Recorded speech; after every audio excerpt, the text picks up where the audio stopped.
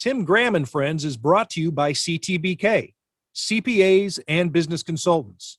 CTBK is a leading accounting firm with a growing team of accountants and business consultants with roots in Amherst, New York. CTBK pairs every project with a focus on a human connection between its team and the client. For assurance, accounting, taxes, litigation support, and advice on mergers and acquisitions, CTBK is available and ready to solve any issue your business faces. For a consultation or to request a quote, call 716-630-2400. Again, that's 716-630-2400. CTBK, over a quarter century of proven accounting and business excellence for Western New York and beyond. And here on Tim Graham and Friends, brought to you by CTBK, CPAs and business consultants, is Larry Fole. And that might be the last time I refer to him as Larry Fole, because otherwise it's just too confusing. Everybody knows him as, well, there's things you are known by: the narcissist, the total package. You've had a few aliases over the years, but most notably Lex Luger, former professional wrestler, former NFL player, former USFL player. CFL? CFL, yeah, CFL most notably, I think. 2 colleges. Keep on right. going. Penn State, University of Miami, the pride of Orchard Park High School. That's right. Lex Luger. South. Right, Will South for a little bit, for a cup of coffee. That's right. No grass growing under my feet. Lex Luger. So we'll call you Lex on here. I know that we've had, when we sit down at Panera for coffee, you're Larry. I've known you as Larry. You and we have had these discussions a handful of times over the years. You know, I didn't really grow up with pro wrestling, although I have a respect for it and the culture. And really, I find it fascinating. So as you've learned about me and I've learned about you, Lex Luger was a name in that was in the ether, you know, like so many other celebrities back in the day for me. I got to know Larry Fole at Panera having coffee. That's right. And we'll tell people about Larry Fole, who drinks coffee at Panera and would always bring one back for mom.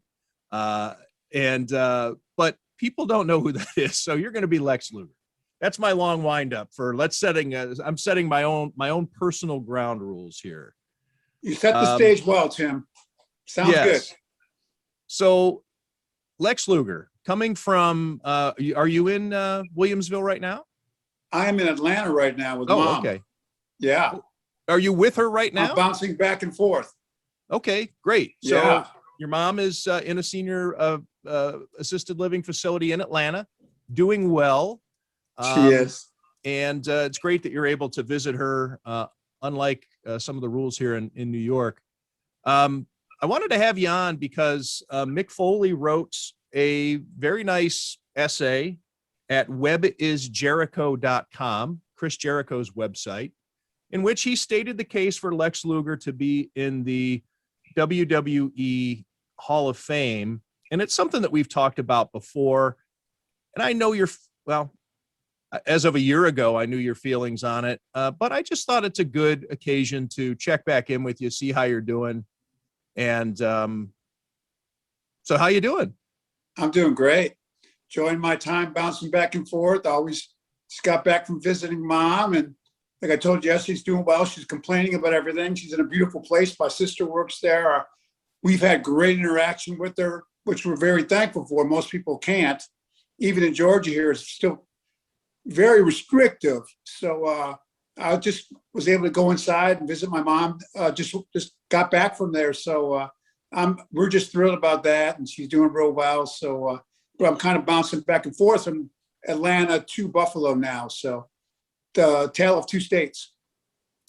Are you at your sister's house right now?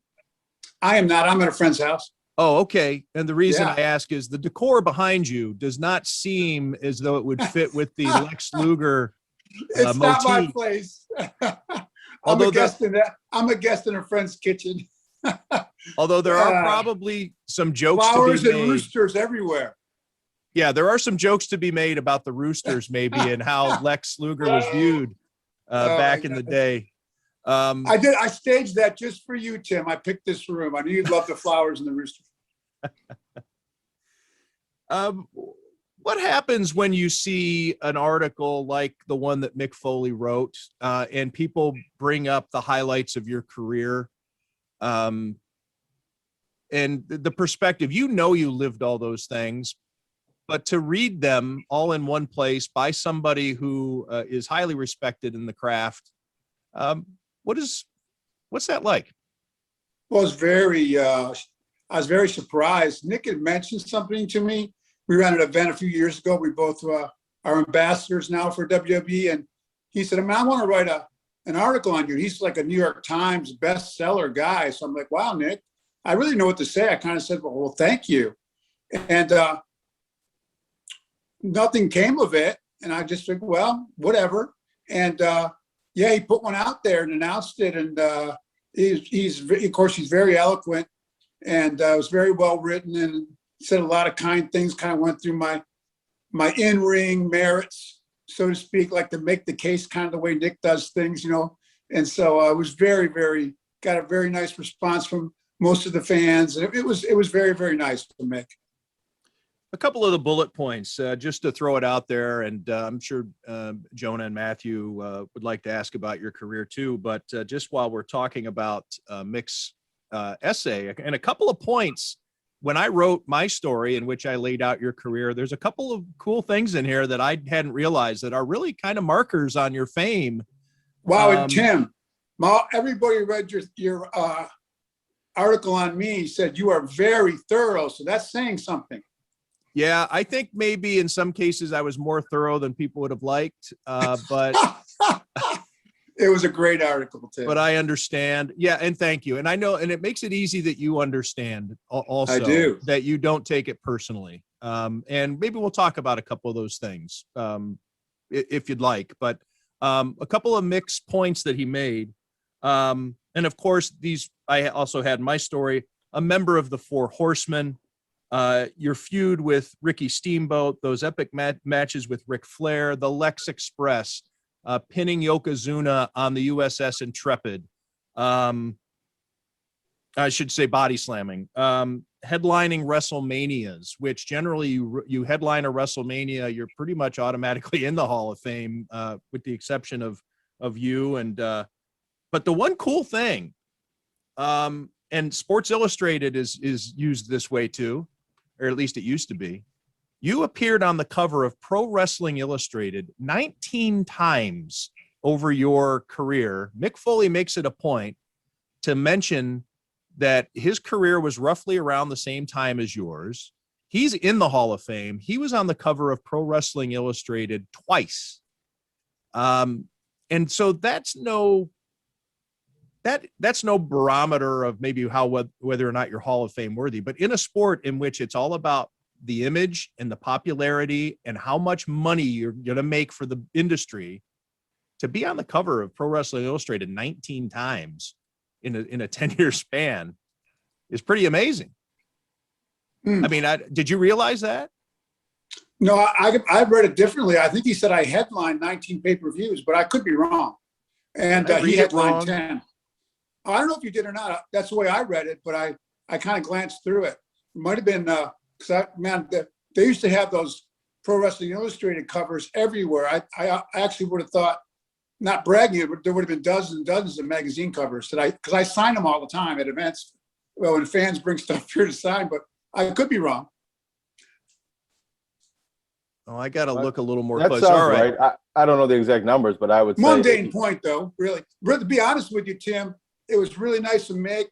And yeah, 19 times. It says Lex appeared on the PWI cover 19 times during the course of his career, putting him up there with the elite cover boys of Hulk Hogan, Flair, Sting, the Road Warriors, Randy the Macho Man Savage. And then you were also, coincidentally, 19 headlining pay-per-views. Oh, wow. Okay. It's the same number for both. So we were both right. Yes, we were. I didn't read that part about the magazines. That's interesting. That's pretty cool.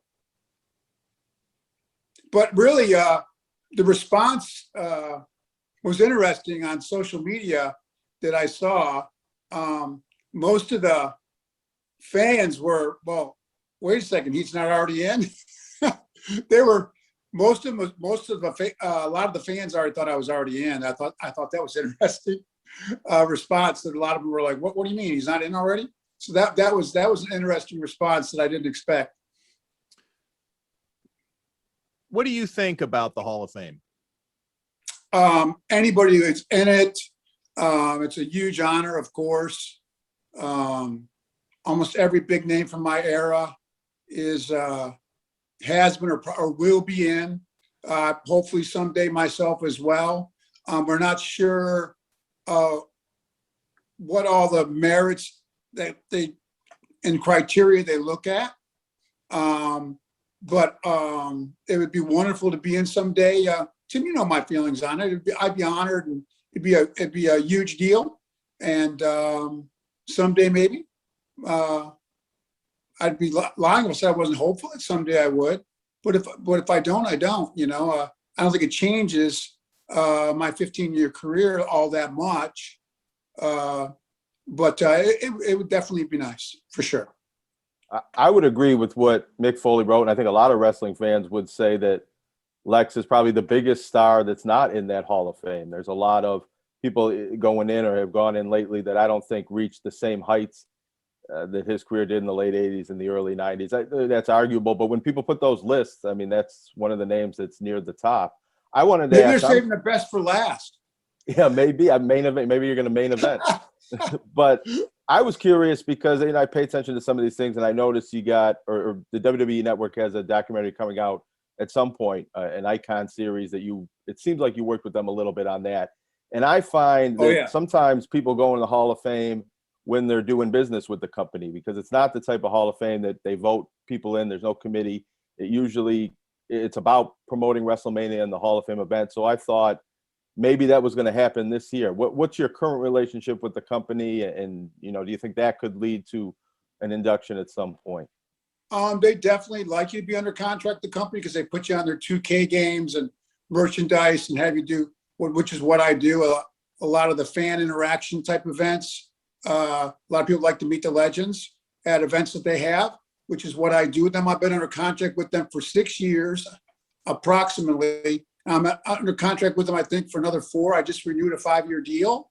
So I am under contract with them, which I think would definitely be a positive that they would like. It's not, I think some of the guys that have been in the Hall of Fame were necessarily under contract with them. I definitely think they probably prefer that for sure. They're doing the Icons thing is huge. They do a really good job on those. They spent days here filming a lot of that stuff and interviewed a lot of my family and friends and other wrestlers. So I look forward to seeing that when they come out with that. I think it's going to come out later this year. They always do a great job on that. Oh yeah, the Yokozuna one was great, and it looks like from the trailer that yours will be pretty. And they talk about everything, the good and the bad, but they always do a wonderful, really good job on it. Are you able to talk about any of these documentaries? I know that they obviously want to roll them out and promote them at their pace. So are you limited as to what you can say about your documentary? They've already trailered it that it's coming. They haven't announced the date yet. I don't know the date. They're also, I think, are maybe doing something else, kind of a more another piece on the career of Lex Luger as well. I'm not sure when or if they're going to put all that together as well. So they're definitely doing. I've always been, on their 2K games since I came under contract with them, and done a lot of fan interactive events with them and for them. But this would be definitely they're kind of ramping it up. Maybe a precursor, right? Yeah, maybe. Paved the way for a Hall of Fame, maybe. Who knows? What's it like to work with the WWE when you're not active as opposed to when you were? And there's an obvious difference in terms of your wrestling versus not wrestling, but in terms of the dynamic, or is there anything notable in that stands out to you? Weekends only. We're home a lot more. I was they still travel a lot on the road over 200 days a year. We were on the road more than 300 days a year. So yeah, the stuff I do now is like on weekends here and there. So yeah, that's the big difference for sure. And no bumps, not going through tables or anything.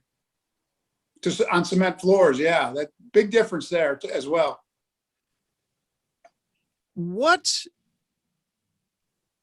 All right. So this is a discussion I've had with retired football players and boxers. And maybe I should have asked you this question when we did the story. When you dream about wrestling, because when you've done something so much that you have, and you're in great things that are drilled into you from the workouts and all the stuff, what are those like? When I'm assuming you have dreams occasionally that you're in the ring, or maybe you're on your way to, or you haven't prepared. Maybe it's like the difference of you have a college exam coming up and you haven't attended class all semester or whatever. Do you have any recurring wrestling dreams? Not any recurring like over and over again, but yeah, definitely when my mind wanders back, either conscious or unconsciously. Just, I guess I've got a new thermostat now, and it's fortunately for me a lot of very fond memories, the grueling part of the travel, all the stuff that sometimes when you're in the midst of it you can focus on if you're not careful. Another things that go along with that, I just have kind of a rewind of a lot of the great times with my friends that I still have from the business on the road together outside of the ring. A lot of that pops up, and cherished memories on that, and some of the in-ring stuff with the crowds. And once in a while, I'll see videos on social media with the crowd, and check out this response when Luger racked Hogan on live on Monday Nitro for the world title, and you'll watch it and go, wow. Because sometimes when you're in the midst of things, for me personally, I became more of a fan and acquired a much greater appreciation post wrestling that I did when I was in the midst of it, and the kind of the grind, so to speak, of going from city to city and trying to eat and maintain my workouts and all that kind of thing. So for me, I definitely go back. When I have dreams, it's all about fortunately for me, a lot of the good stuff, Tim, but not one specific thing. But yeah, I tend to have a lot of great memories, and things like that come up for sure. I have dreams of me playing high school football again. This is a recurring dream I have. It's kind of embarrassing. But I'm my current age, and I'm out there, and I think to myself, man, I'm going to dominate, because I weigh 40 pounds more, and I know what I'm doing out here. And then I run about 2 pass routes, and I curl up in a fetal position. Pull a hamstring. I got the gut, because back we played, I played in the 80s when we had those mesh. You probably did too, the mesh, and we cut them off so you'd have, your belly would, be there, and but my gut hangs out over my pants, the whole thing. Tim, you remember that disastrous rollout? The NBA had all the legends playing at the All-Star game, and half the guys went down in the first quarter. Yeah. Oh my gosh, they ixnayed that so fast, because us guys are so competitive, and then we get out there and our bodies don't work the same anymore. That was crazy. I'll never forget that. I was like, oh my gosh, this is a disaster. We all wanted to see the guys, but fans like to remember us as we were in our prime, as far as like on the court or on the field or in the ring. So I'm a big advocate that for a lot of the guys, some guys can wrestle, they hold up better, their bodies, than others can wrestle, much later on in life. But the fans like to see guys when they can still move good, and they like to see the guys that way, in my opinion. What do you think about Sting and some of these other guys from your era still being active? And, there's been more activity from those guys in the AEW company of late. I think it's, first of all, amazing that they can still move around like that. Of course, I have a concern on the bumps as we get older, as far as injuries for them. But if they want to do it, and I also like it. I like it when they don't make them the feature. They use them to bring kind of the old school wrestling generation, which is enormous. The dads that watch with their kids now and stuff, they watched us. If they can blend it right storyline wise, I think it's really neat. And don't make them the deal and use them to enhance all the up and coming stars, the current stars. I enjoy it. It's not everybody's cup of tea. I think it's great as long as they can still, like I said, move around okay. Lex, what do you think about when you think about your USFL days? What do I think? What pertaining to my USFL? What do you think about when you think back on your few years in the USFL? I'm always curious about that time in pro football history, such a unique league. Well, I played down because my rights were from University of Miami, were owned by the Tampa Bay Bandits. Was with Bandit Ball with Coach Spurrier when he was just starting out in his historic head coaching career, basically, and it was a blast. We outdrew the Buccaneers at that stadium there in Tampa. It was huge and a lot of fun. Then I got traded to Memphis Showboats with Pepper Rogers, who was a riot. He used to call off practice on hot days. Halfway through, you'd have beer and barbecue waiting for the guys off the side of the field. I mean, he was a nut. So I had two very unorthodox, you had fun coaches. So the USFL for me, I got to play with Reggie White. I used to practice against Reggie every day, which wasn't fun. Reggie was leaving all out in practice, but it was, but now it's a guy used to practice against Reggie White right across from me every day. So, and when I was at Memphis, so a lot of great memories. I love the USFL. It was fun. I wish the league could have gone on a little bit longer because at my stage of my career, I played like 7 years and wrestling was kind of calling me at the time. And rather than try to get in with all that glut of good talent from USFL and try to get on with a NFL team again, I went right into wrestling. Obviously, it turned out to be a good decision, but I love the USFL. I thought I have great memories of that. For those who are watching on YouTube, they can see that you're wearing the Bills cap and the Bills sweatshirt. Oh yeah, and you have the that's Bills not vanity bandwagon. plate. I was born and raised with the Bills. They were in '59. I was born in '58. I grew up with the Bills. Go Bills! Hey, down in Atlanta here, it's crazy. I got the Bills plates on my car, and everywhere I go, I wear my hat. And of course, go Bills. We don't even stop because we just go by each other and go Bills. There's a lot of Bills fans, people from Buffalo down here in Atlanta. There's a couple of Buffalo restaurants. People move down here and do the beef on wick and the wings, and there's a lot. I mean, since I've been back here with my mom in and out, I'm shocked at all the Bills fans down there. People are excited. Even non-Bills fans, when they see my Bills paraphernalia down here in Atlanta, they're like, oh man, your Bills. They're like all over it. So it's a great time to be a Bills fan again. Not so much for my Sabres, but that's for another time. Maybe not. Let's see. We need a new culture of Sabres, but like we've done with the Bills. If the Bagulas can do it with the Bills, we can do it with the Sabres. I'm very hopeful. Well, let's stick with the Bills because that's what are your thoughts on them? I mean, looking at them as a fan, you went through the 17 years of no playoffs, and as somebody who played the game and just has an appreciation for it, I guess, what does Lex Luger see when he watches the Bills on Sundays? And I guess we don't just say Sundays anymore. With these guys, we have to say on Sunday nights and Mondays too. Yeah, that's nice again, isn't it? For sure. It's an exciting time, like I said, to be a Bills fan. And to see even the free agents that want to either re-sign with us and become free agents because they want to stay in Buffalo with the new culture that's here, the new facility that's been primo now upgraded. A lot of times back in the day when we weren't contenders, the guys didn't want to sign with Buffalo. Our facility wasn't in the upper tier for the guys. But man, the Pagulas have really stepped it up with that. And you can see that guys want to come. Free agents will take less money to stay in Buffalo. and kind of like, well, if I'm going to be a free agent, when the Bills weren't winning, it's kind of like, well, I don't know if we love Buffalo because you're not from Buffalo, but Buffalonians, we love Buffalo.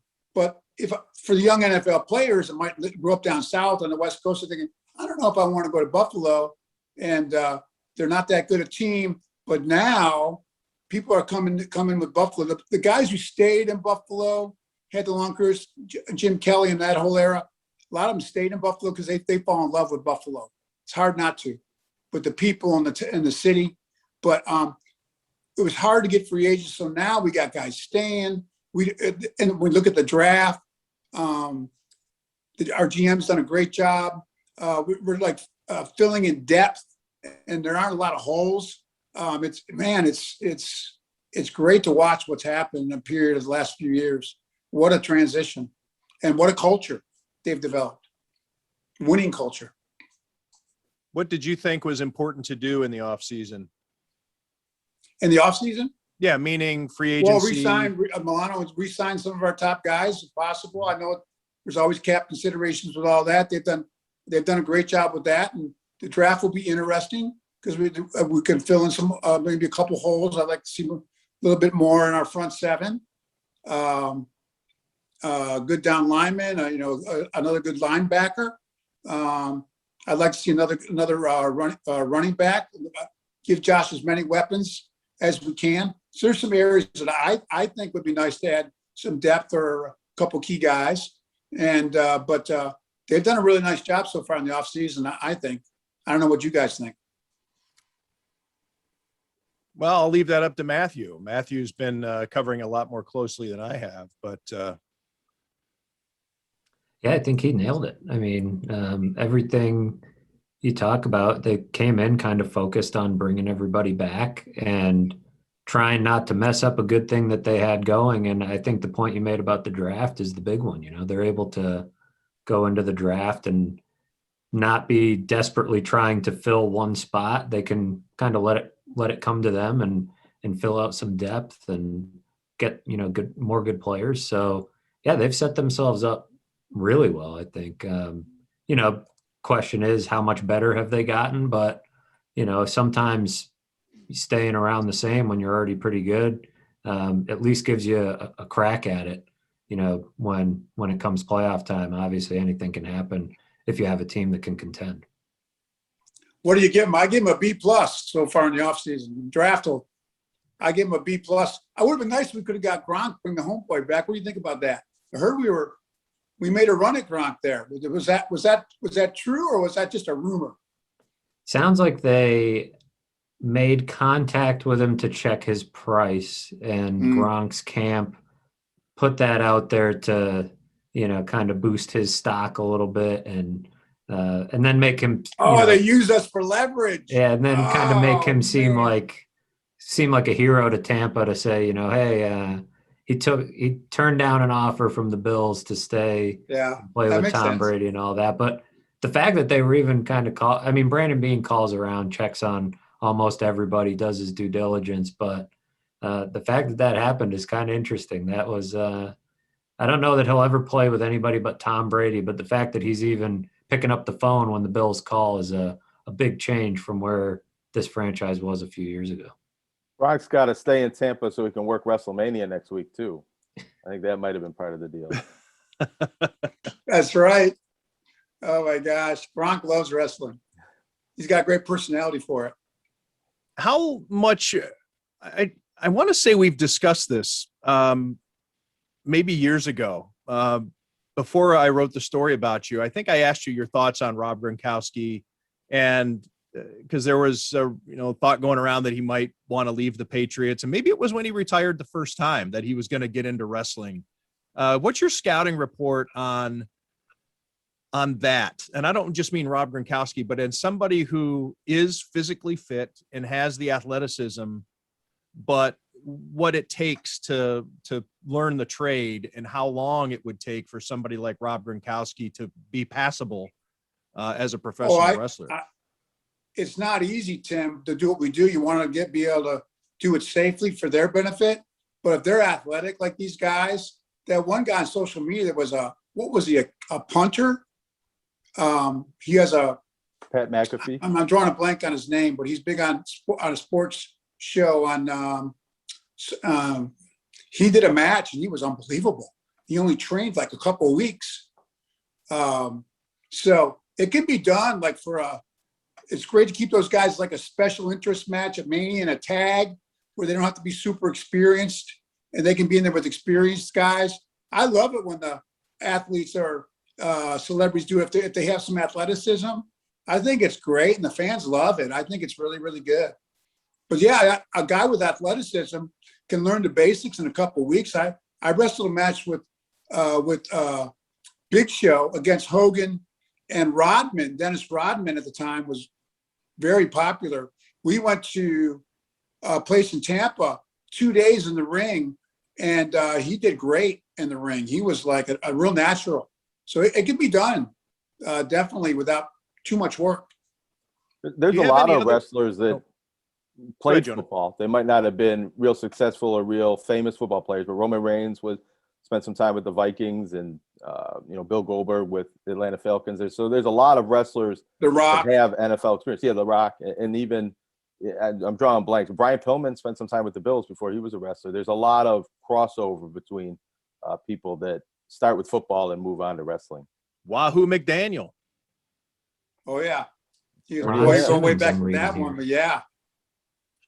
Ron Simmons, you guys played pro football Be together. a guy who's a large athletic guy for sure. It definitely can be very helpful. Have you mentioned Dennis Rodman? Have you had other instances where you had a non-wrestler in the ring with you, and that has to put a lot of pressure on the pros to carry the guy, no matter how much training or how athletic the guy is? What's that experience like? You still got me? Somebody tried to call in on my phone. Yeah, you came back Still in. You went blank for a little bit. Sorry. But you came back in. No, that's all right. You're a popular fella. Ask me that again because my screen got taken over by my sister trying to call me. What's the experience like for the professional when you have somebody in the ring, the non-professional, and you have to carry him, make sure he doesn't get hurt, and also try to make the match look as stylistic as possible? What's that experience like?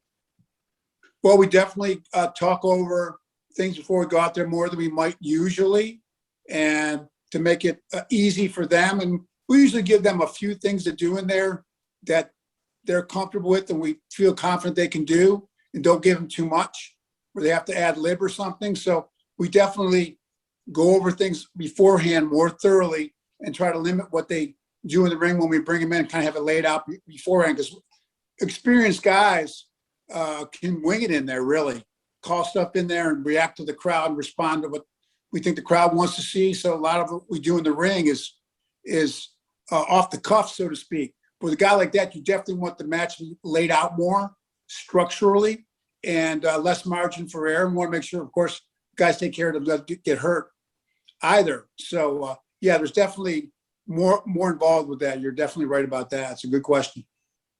Did you ever have a particularly bad experience with one of those, whether it be maybe even an off television match or? I never had a bad experience. I mean, most of the guys that came in were, the reason they're doing it, if they're a celebrity from Hollywood or another sport, they're fans and they're excited to be there to do it. So there's no real issues with them. The only, sometimes the only guy I ever heard there is an issue with, he was a rapper from New Orleans. He was really big at the time. Master P. Yeah, he wanted his own locker room apparently in the New Orleans in the dome there, Mercedes Dome now. And so they had to cram like a TV. It was a big TV / pay-per-view weekend, and they had to cram a bunch of the other guys in other locker rooms because he wanted his own locker room. And the guys he had these stipulations in his contract. And the backstage guys were mad at him because he wanted peanut M&Ms. It was in his contract, and they had to all be yellow. So I walked in the locker room and I go, "Hey, you can't come in here." I looked at the guy. I go, "What are you doing?" He was putting all these yellow peanut M&Ms in a big glass bowl, picking them out of the other M&Ms. He goes, "Master P wants only yellow M&Ms in his bowl." I was like, for real? He goes, yeah.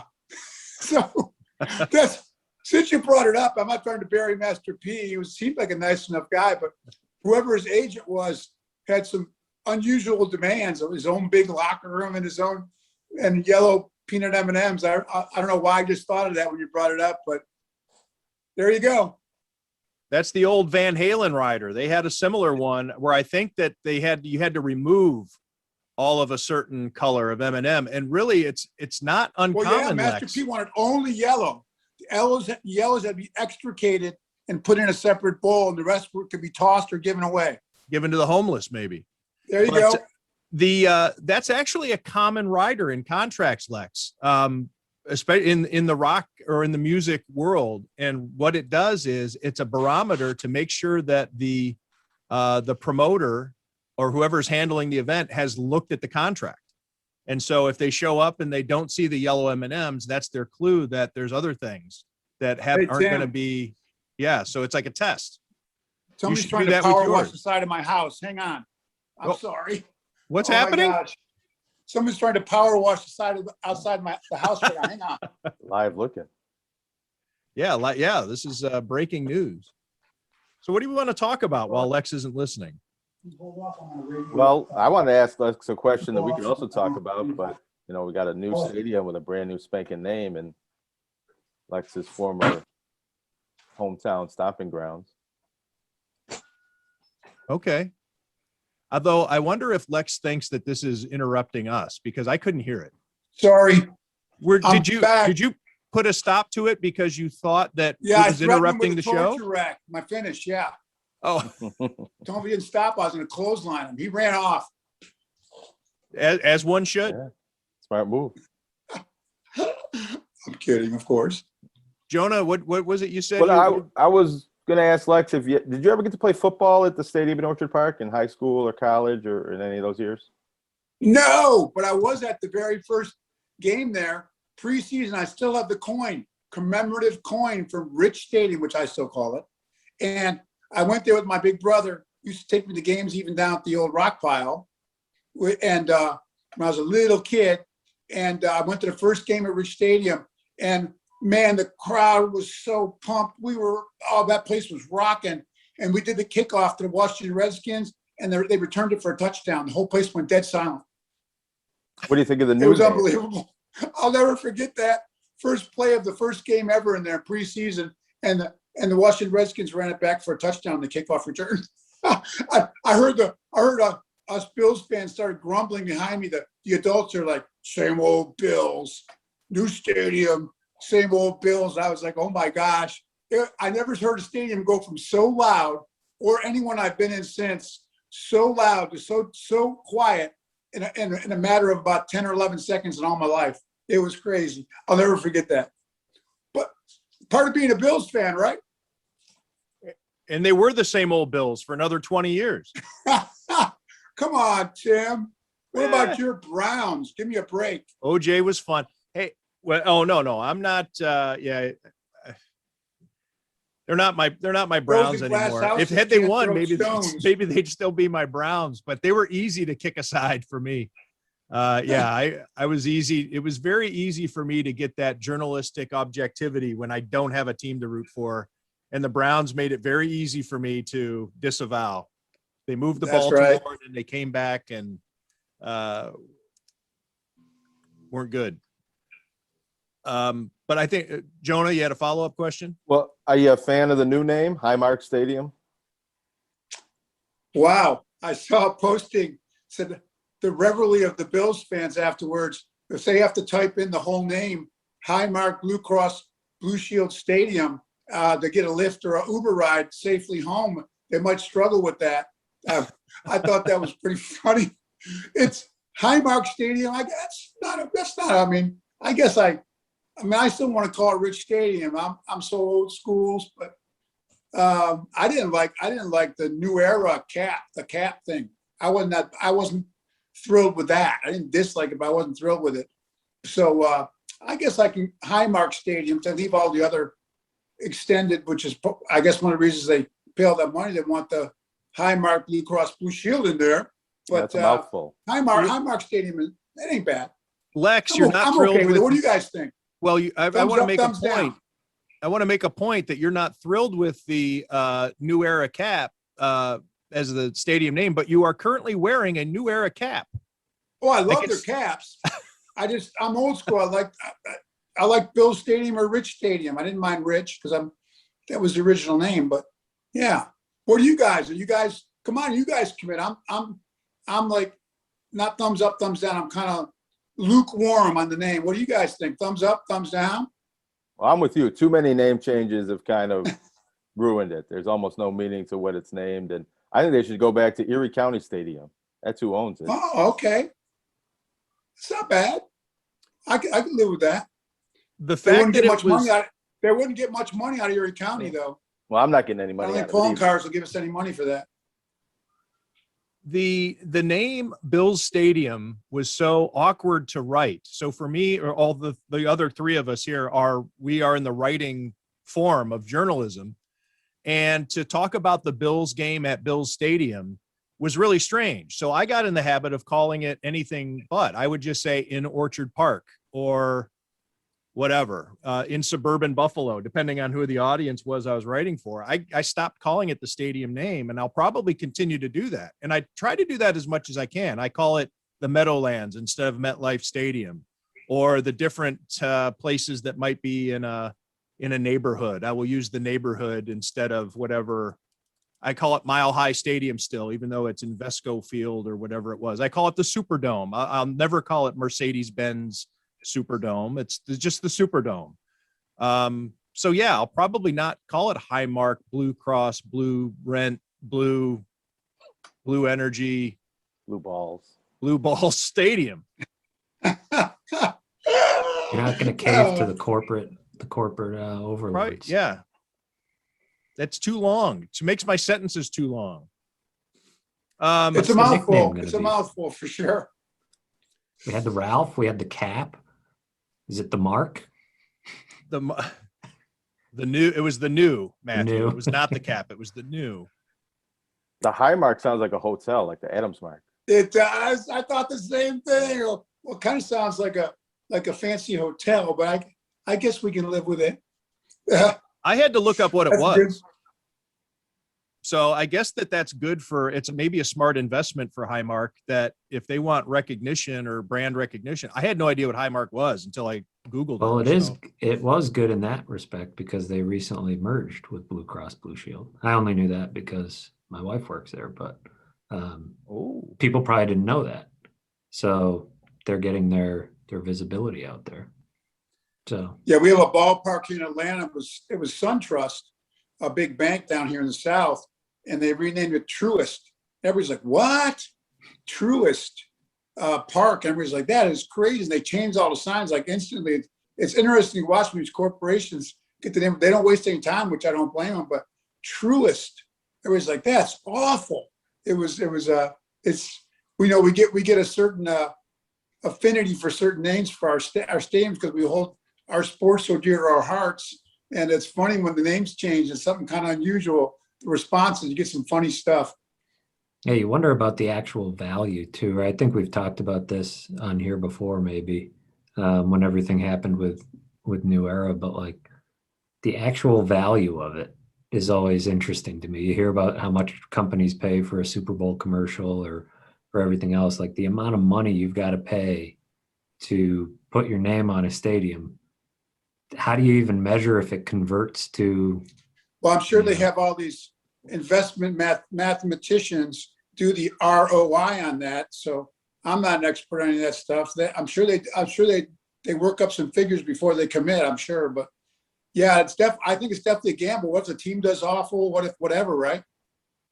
Yeah, it didn't work out for New Kind Era. of hard to plug in the figures and have them.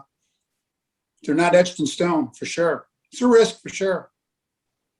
Lex, you Also mentioned shows earlier you- about how people like to remember things as it was when they were growing up or in their prime. And I think this is another example of it here too, talking about it's always Rich Stadium to you, or the Ralph or whatever to other people. Yeah. And I'm making a stretch here, but you mentioned it before, and you were using it in terms of how we remember our wrestlers or our heroes. And I wanted to follow up on that, in that, and it's no secret that when people see you today, you are probably vastly different than most of, oh, okay.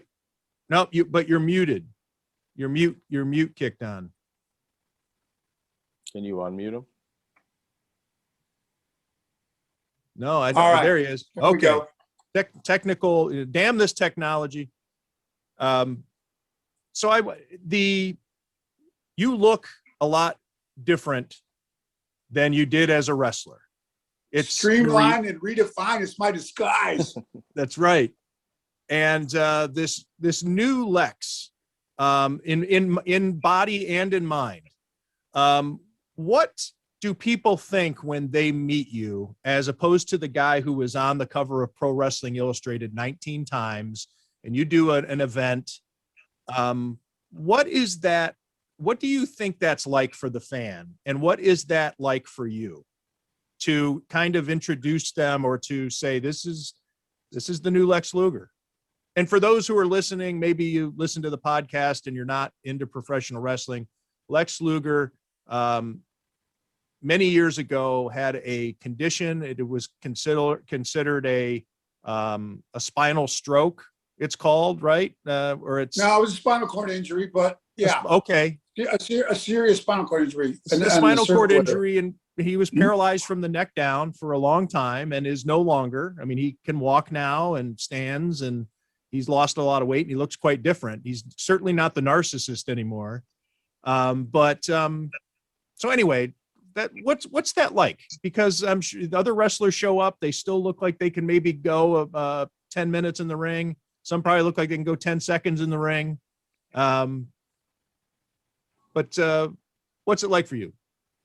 Well, I saved a lot of money on custom clothing when I got rid of that muscle suit. That's for sure. That's the first thing that pops into my head. It's a good question. So I can buy clothes off the rack now. That was like the first time I got a sports coat and a fit off the rack. After my injury, I was so excited. My sister was with me, and it was like unbelievable to be able to buy a piece of clothing in a regular store. So that was pretty cool. It could be interesting. It's mixed reactions. Most of the fans, they love you and know that wrestling is, even though it's predetermined outcomes, it can be very hard on the body. And they know that they're like respectful, and, hey, we know you put it out there for us for a lot of years. And they love you. They love to see you and get a photo with you. So I really, since I lost the muscle suit, the response for the fans, and it really, like when you're 270 pounds with like 4% body fat, you can't go anywhere. You don't know who you are. They think you must be somebody. So you can kind of move around a little more anonymity. So there's a lot of perks to losing that 100 pounds of muscle from my spinal cord injury. I miss pumping heavy iron at the gym. I did enjoy doing that. I still go to the gym and do my little lightweight stuff now, but still, I'm glad I can do it. I'm thankful for that, but I haven't noticed anything enormous out of it. I think it's my big, my voice and my big German schnoz. People tell me that I'm still very recognizable to them once they hear my voice. Or I joke around with them and go, man, you look a lot like Lex Luger. And I get to pull their leg up and go, well, I'm actually his little brother. They go, are you really? I go, yeah, we look a lot alike, don't we? So I've had a lot of fun with it, actually. And so did the fans. So I haven't really seen any real negatives out of it as far as fan interaction or for myself. I'm thankful I can do what I do. I wasn't supposed to be able to, like you said, stand or walk or do anything from a spinal cord injury. I'm like in a 1% category that ever gets the kind of ability to do what I can do neurologically. So, I mean, I'm thrilled that I can live independently and do what I do. So it's the type of I guess a contradiction is the right word, that makes you think. You know, it's not necessarily a positive or a negative, but when people meet you, they see that you've gone through a transformation, and and it's representative too, because they might you do still use a wheelchair. You still look so much different that I think people know that you've been through a lot. And did you freeze up on me, Lex? Either that or maybe that's a stare down. I think that might have been you shooting daggers at me, I think. Say that one more time. Lex, you froze that time, but it was you just staring at me, and it was getting uncomfortable. Well, my connection with you goes out in and out a little bit. I'm sorry. No, that's all right. I caught most of that. I was just saying that when people see you, it's undeniable that you've gone through a transformation, and that you've been through a lot, and that I think that it just gives you a reason to contemplate whether it be the fact that wrestling is a hard life, or that this person has endured. It's part of it really is we all go through adversity in life. Some of us, it's physical. I had a job that a lot of us go through physical adversity later on in life. Whether it's people who in their job or what they do, or financially or relationship wise, they lose loved ones. We all go through adversity in life. And I think the big part for me is that the attitude I have now is that we all go through stuff, but we have a choice. One of my mentors says, Lex, it's not how the wind blows, it's a set of your sail. Determines life. So I think when people, if they're uncomfortable with my new look, so to speak, and they wish the old Lex was there, once we interact with each other, when they see you're cool with it, and that you have a positive attitude, and that you're not lamenting that the old Lex and the mustard isn't there anymore, we usually are able to work through that pretty quickly, and it's actually turns out to be I think even a better experience. And a lot of times it's an encouragement to them for maybe they're having struggles in their life. Well, Lex used to look like that, and he's in good spirits the way he looks now. Man, why am I having a pity party for what I'm going through? So for me, because part of what I do now is I'm an encourager I like to be an encouragement to others. It's almost a calling card for me. I was that, but now I'm this, and you know what? I have a good quality of life. I'm very thankful. What'd you do with all those old Four Horsemen suits? Because I'm not sure there's too many people that could fit into them. I have auctioned for charity. Charities call all the time for athletes, celebrities, for stuff. I have auctioned off suits that I signed inside the lapel. I have auctioned for charity off every knee pad, every boot. People ask me for stuff. I go, man, I'm out. I was out like 5 years ago. You all call me. I go, I wish I could. I'll sign some stuff for you. If you send it to me, I go, I don't have any stuff left. All my old clothes, all my old wrestling gear, it's gone. So auctioned off for a good cause, to answer that question. Lex, I don't ask for things often, but if I could get you to sign that white rooster, if you could bring that back. It's not my rooster. I'll have to negotiate for you. Oh, okay. I'll negotiate on it. Understood. Yeah. I wanted to bring this up, Lex, and maybe I should have asked you ahead of time, but I think you know that when I ask you questions, it comes from a place of respect. And I haven't had a chance really to talk to you about this since I wrote my story about you. And I'm guessing it has to have come up in the documentary that is that's to be released. The death of Miss Elizabeth at your place in Atlanta. A lot of people look at that, and maybe that's a reason why people like to say, well, maybe that's why Lex Luger isn't in the Hall of Fame. But that's legitimate, Tim. I mean, but the Baseball Hall of Fame now, from the drug era and everything, that's off the field or out of the ring criteria, could be a determinant factor for sure. Definitely. Right. Well, the reason I bring it up isn't, I mentioned the Hall of Fame as an aside. And I guess I'm trying to muddle my way through this, but you made a joke earlier about how thorough I was in my story. My story was so thorough. But in that story, I talked to two of Elizabeth Hewlett's brothers who'd never been interviewed before. And in that article, they absolve you. They say that it wasn't your fault, that it's the lifestyle, all these things. And Lanny Poffo, Randy Macho Man Savage's brother, also said that it's silly to think that you have any weight on your shoulders for this, and that Randy didn't blame you for that. So what was it like to see those comments in which these people said, that kind of say it's okay, that it's time to heal? A couple of things on that come to mind when you ask me that.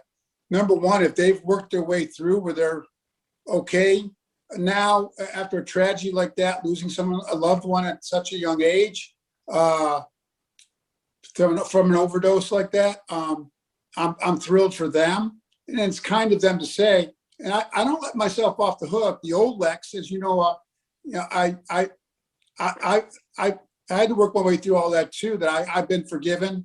You know, my faith as a person of faith, that I've been forgiven at the cross, and I had to forgive myself for a lot of my past. I struggled with a lot of that for a while. And because what's the old saying? Unforgiveness is kind of like drinking poison and then hoping the other person dies. You know, I mean, it's kind of one of those. Unforgiveness can be a horrible thing to hold on to. And I'm glad of the sentiments that they expressed. And it was very nice that you did that. I had not heard from them before. But I don't let myself off that the old Lex, who I was back then, I lived a very self-destructive lifestyle with drugs and alcohol and partying. And those closest to us normally get hurt the worst. And the collateral damage can be catastrophic, which it was in her case. So I don't absolve myself from any blame. There's my sister calling in again. Am I back? Yeah, you're here. Sorry. Maybe that's an omen of some kind. She's telling you to stop talking. No, I mean, no, I'm comfortable with it, talking about it. I know you are, which is why I asked. It was obviously a real tragedy, and it was, but definitely my lifestyle at the time had a profound influence on her. And I don't take, like, I'm totally absolved from what happened with her in the overdose, because we were doing the same things. We were doing it together, making bad choices. So did she make those choices voluntarily? Yes. I didn't force her to, but I definitely had a negative influence on her and others around me. A bunch of my friends that I partied with back then, they're not here anymore. They died of overdoses. Wrestlers are one of the highest in the entertainment and sports industry that died at an early age. It's gotten better, thankfully, and they've done a great job with that. Most of the worst addictions now for the new generation is gaming rather than drugs and alcohol, which I think is great. But my era was work hard, play hard. It had a lot of collateral damage, and I was a part of that. So I don't totally absolve myself from that. Or in the case with Elizabeth, I definitely, there's blame to be passed around. I should have a share of that for sure. To see their comments, do you believe that that's about as close to closure as you're going to get? I got the impression that they wouldn't have talked to you, or they wouldn't have reached out to you, and maybe they would in time. They're still young guys like us, Lex. Yeah, I mean, I don't know what you mean by closure. The idea that you've heard from them. Our past is our past. Yeah. You know, just saying that, and our present is our present, and our future is our future. I mean, I've been able to move forward. I had regrets, obviously things I would have done differently back then. I can't go back and change it, but I'm interested. Lex, you went through a lot of stuff, and a lot of stuff happened to others, and you got to let go of that. You've been forgiven. God's forgiven you. Now you got to forgive yourself, or else you'll be useless from here on out moving forward. You got to let go of it. You got to forgive yourself. So that was big for me, to let go of all that. So I guess you say, do I feel absolved? I don't know. That's up to others to have their own opinions on. So I don't know if I feel absolved, but I've been able to move forward from who I was to who I am now, and try to do positive things and good things with my life, with my family and friends, and with others that I interact with now to the best of my ability. So that's kind of where I'm at on that. Yeah, Still sad, but it's still very sad and tragic what happened, obviously. I just got the impression that her brothers would have no interest in just picking up the phone and talking to Lex Luger. And it took some tracking. I had to really track these guys down. And number one, they weren't easy to find, Right. but they were willing to talk. And I found them very gracious. And I thought that their comments in there were also were gracious in that, you know, they weren't holding a grudge. And I just thought that you as a human being probably at least would on occasion wonder what her family is up to or what they think or how they're doing. Oh, no doubt. And that was, the comments were nice. They, like you said, they were very gracious. And I was very appreciative of that, of them saying that for sure. Absolutely. Definitely a positive thing. What do you think the greatest, well, I'll just use the word that you just used, the greatest positive has come from this second life that Lex Luger, that Larry Fole has lived?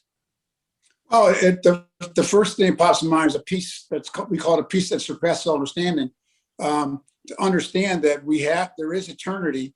We're only here for basically a small grain of sand in time, and that to know my final destination now is secure through what Christ, with Easter coming up this weekend, Christ did at the cross, and knowing that I know, I had a peace immediately that I no longer had to be in charge, because when I was in charge of my life, it was a train wreck behind the scenes. So now I know when I turned that over to Christ, to God, what a relief, number one. And there was a peace that came over me now. And I know now that's the Holy Spirit that we receive when we're saved. So my gosh, to have that, my eternal security, a free gift that we can't work towards, we can't earn it. It's just a precious free gift that was done at the cross. And to accept that gift and what the impact that's had on my life for eternity, you can't even put that into words. And then it gives you a new purpose to serve others, not myself. I was so sick of trying to figure everything out for me, myself, and I, to have now to want to serve God and to serve others rather than me. And the old saying, it's much better to give than receive. Boy, is that true. Because I was a very selfish, self-serving guy prior to meeting Christ. So, and I can go on and on. But it's the impact it's had in my life and the focus and purpose for my life, which is him and others rather than me. Whew, what a relief. And it's been just the joy and the peace that's come from that is really indescribable. It's experiential. You can't even describe it unless somebody actually experiences it for themselves. I think it's significant to point out, too, that for those who aren't familiar with the timeline or the arc of Larry Fole to Lex Luger and Larry Fole again, that you found religion, you found Christ before your spinal infarction. And Thank goodness. the discussions that, yes, I mean, can you maybe just, if you could make a point, because I think it's an important point of having had that experience with God before the narcissist lost his ability to walk. Comparing, I'm not sure what you're asking. That you had that to rely upon, that you had that internal fortitude, or you had that peace before all this extra chaos came on, and the darkness that I'm sure would have. Yeah, with the spinal cord injury. Yeah, April 23rd, 2006 was the day that I met Jesus. And like a road to Damascus experience, like Saul to Paul, Apostle Paul. A year and a half later, the spinal cord injury. Most of my friends have told me, Sting, a lot of my closest friends, I couldn't imagine the old Lex Luger, if you'd had a spinal cord injury, you wouldn't have survived it. Meaning they don't think I would have still be here. That I wouldn't have been able to handle it. There's a saying that I love, a quote, on Christ the solid rock I stand, all the ground is sinking sand. Man, I hate to think if I'd still been on the sinking sand, I don't think the old Lex would have handled a spinal cord injury and losing the muscle suit very good. So God. Sting flatly said that he thought you would have killed yourself. No doubt. Yeah, a lot of people think that because I was so literally narcissistic. That I was all about the gym and my body, and that was who I was. My identity was tied through who I was on the outside, not on the inside. So I don't think it would have been pretty. I don't know if I would have survived. I don't disagree with what Sting said at all. And to know it really was, it drew me closer to God because he walks us through these things. And I was like, God, I don't know how to live this way. So if either bring me home or teach me how to live like this. And man, it drew me closer to him. And other people told me it was encouragement to them to see the way really it's God, it's because of God, but how I responded to that is encouraging to others that, well, if Lex can go through that, I can go through the things that I may struggle with. So, you know, it can be used in a positive way. And so, yeah, it was interesting question. That's a good question. For sure. No, it's a powerful story, and one that, even though it's been told, should be told over and over again with occasional updates. Yeah, especially Easter week, right? My gosh. I didn't even think of that. Sunday, right? So my gosh. I didn't even think of that. Timing, Tim. It is Holy Week. It is. Did Mom get her palms on Sunday? I didn't take them over there on Sunday. I should have. That would have been a good idea. I took her a couple of roosters. Pluck a couple of those tail feathers off. My mom loves roosters, by the way. And I took her a couple of roosters. I got a big Easter basket for her this Sunday. She's going to get a lot of sugar. From Watson's Chocolates in Buffalo, I had to import the really good chocolatier from Buffalo. Watson's Chocolate in Buffalo is my favorite. Got her sponge candy, all the good stuff from Buffalo. She's going to be pleasantly surprised. All right. So this is, I guess, me not being the native Western New Yorker. I don't know Watson's. You know, I know all the. Oh, man. Where is it? You got to try Watson's sponge candy. They have a thicker coating. I think it's the best sponge candy in Western New York. Watson's, try it.